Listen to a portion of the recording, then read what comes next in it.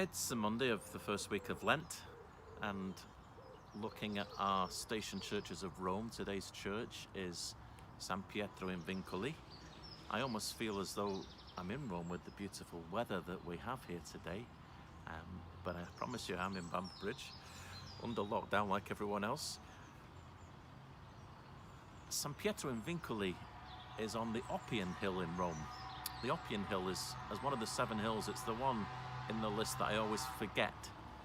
It's opposite the Colosseum. If you're looking at the Colosseum metro station, which is very close to the Colosseum, the Oppian Hill is up above it. You'll see it there. And just wander up about 5 minutes up the hill, you come into Piazza of San Pietro in Vincoli, and you're able to go into a very historic church.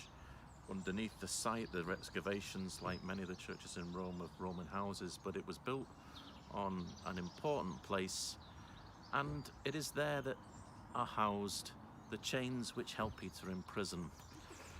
There's twice that we believe Peter to be in prison. Once in the Acts of the Apostles, when the chains were released and he was able to walk out, and once in Rome towards the end of his life. And there are two traditions of these chains that perhaps somehow or other they both ended up in Rome, and they were presented to Pope Leo the Great, and he had them put into this church and on this site. They're now displayed in a reliquary very clearly under the altar in a glass casket. You can see these chains which bound Peter while he was in prison. Another amazing thing in the church is a work of art by Michelangelo, the statue of Moses. He carved from marble. He was commissioned to carve the tombstone of one of the popes, Pope Julius. However, it never actually, I think Pope Julius died before it was finished. I think Michelangelo was distracted doing the Sistine Chapel.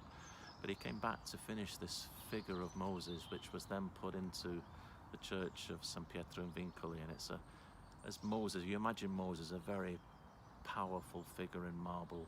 He's carrying 2 tablets on which are written the 10 Commandments, and he's pointing at them, and he has this big beard, and he has 2 horns coming out of his head.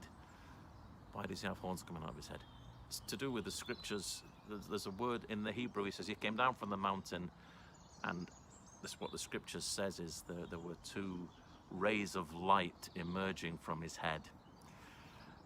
The word for rays of light and the word for horns in Hebrew is almost identical. So whether Michelangelo got them mixed up, or whether he was just playing on words to make Moses look more powerful in his imagining, that's why they have those horns.